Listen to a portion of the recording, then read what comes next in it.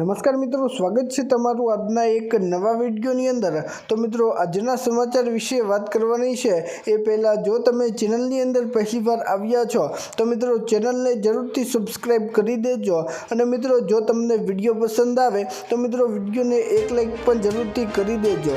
તો મિત્રો, ચાલો વધારે સમય ન બગાડતા આજના આ વિડીયોની શરૂઆત કરીએ। તો મિત્રો, આજના સૌપ્રથમ સમાચારમાં જોઈએ તો મિત્રો આજે વાતાવરણમાં પલટો આવ્યો છે અને સાથે મિત્રો વરસાદની આગાહી કરવામાં આવી છે। મિત્રો, તેની અંદર આપણે જોઈએ તો મિત્રો ગુજરાતમાં આકરા ઉનાળાના પ્રારંભ સાથે જનજીવન અત્યારે પ્રભાવિત થઈ રહ્યું છે। ત્યારે મિત્રો હવામાનના નિષ્ણાત એવા અંબાલાલ પટેલે આગામી દિવસો માટે ગંભીર ચેતવણી જારી કરી છે। મિત્રો, એપ્રિલ મહિનામાં મધ્ય ભાગોમાં રાજ્યમાં ગરમીનો પારો આસમાને પહોંચે તેવી પૂરેપૂરી શક્યતા છે અને ખાસ કરીને 12 થી 20 એપ્રિલ દરમિયાન ગુજરાતના વિવિધ ભાગોમાં આકરી ગરમી જેવી સ્થિતિ સર્જાઈ શકે છે અને જેમાં મિત્રો ઉત્તર અને મધ્ય ગુજરાતના જિલ્લાઓમાં તાપમાન 42 થી લઈને 43 ડિગ્રી સેલ્સિયસ પાર કરી જવાની સંભાવના છે અને આ એક ચિંતાજનક બાબત છે।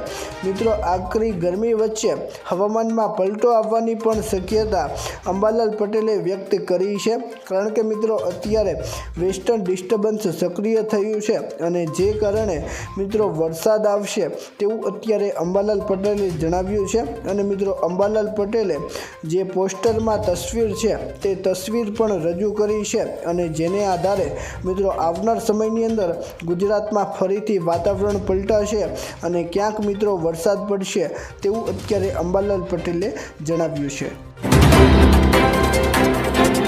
મિત્રો, ત્યાર પછીના સમાચાર જોઈએ તો મિત્રો ગુજરાત સરકારની નવી યોજના। મિત્રો, સરકારે 2026ની અંદર નવી યોજનાની જાહેરાત કરી છે।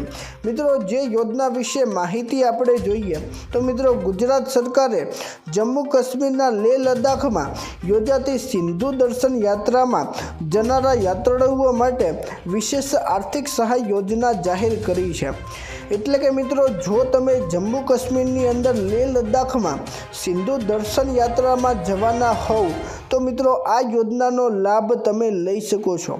મિત્રો, જે યોજના વિશે માહિતી આપતા સરકાર જણાવે છે કે આ યોજના હેઠળ લાયક યાત્રાળુઓને 15,000 રૂપિયા સુધીની આર્થિક સહાય આપવામાં આવે છે।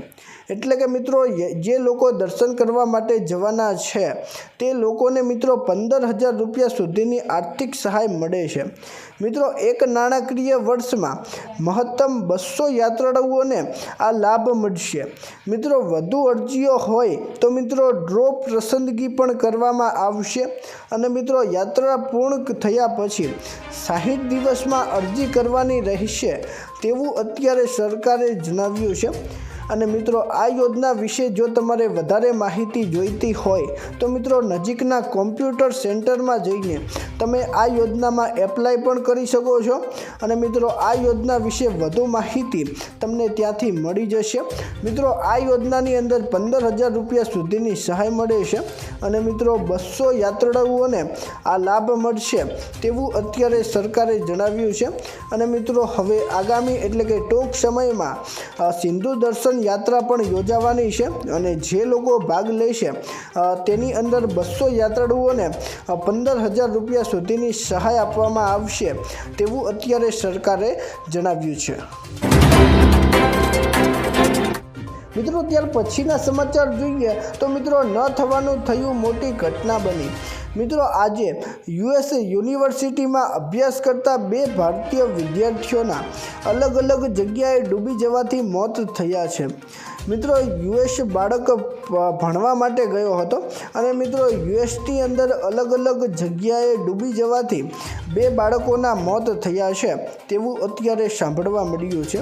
મિત્રો, મૃતકોમાં એક વિદ્યાર્થી મુંબઈનો હતો જ્યારે મિત્રો બીજો વિદ્યાર્થી આંધ્રપ્રદેશનો હતો તેવું અત્યારે સાંભળવા મળ્યું છે।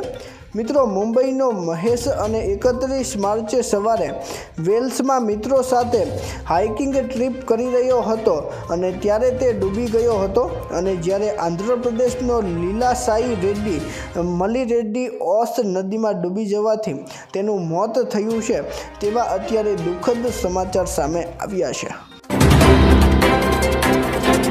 મિત્રો ત્યાર પછીના સમાચાર જોઈએ તો મિત્રો ગુજરાતમાં ભયંકર વિરોધ થયો।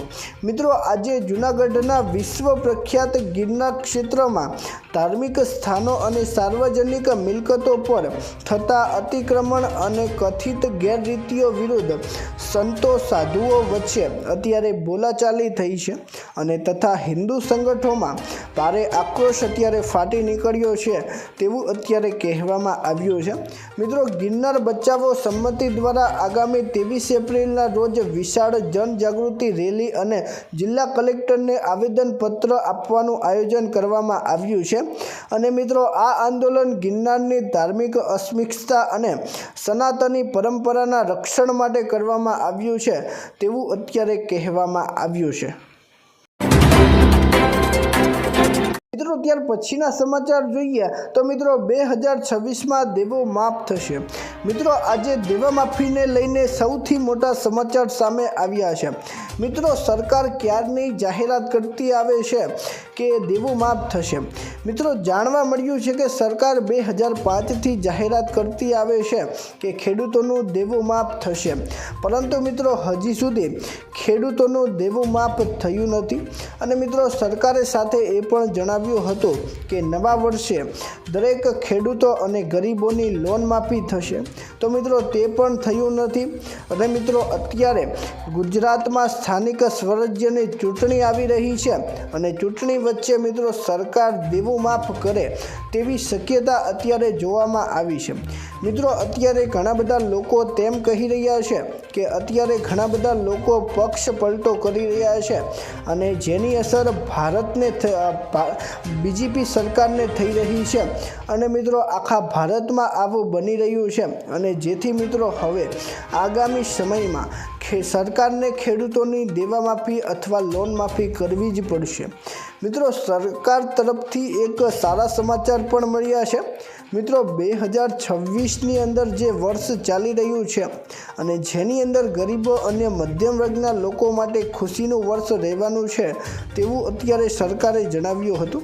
મિત્રો સરકારે અગાઉ માહિતી આપી હતી કે 2026નું જે વર્ષ છે તે ગરીબો અને મધ્યમ વર્ગના લોકો માટે ખુશીનું વર્ષ રહેવાનું છે, કારણ કે મિત્રો સરકારે 2026ની અંદર ઘણી બધી યોજનાની જાહેરાત કરી છે અને મિત્રો ઘણી બધી યોજના અત્યારે ગુજરાતમાં શરૂ પણ છે, જેમ કે PM કિસાન યોજના, PM માનધન યોજના, PM આવાસ યોજના, આવી મિત્રો ઘણી બધી યોજનાઓ શરૂ છે અને જેનો લાભ દરેક નાગરિકો લઈ શકે છે અને મિત્રો આવનાર સમયની અંદર હવે સરકાર તરફથી દેવા માફીની જાહેરાત કરવામાં આવી શકે છે તેવા અત્યારે સમાચાર મળ્યા છે।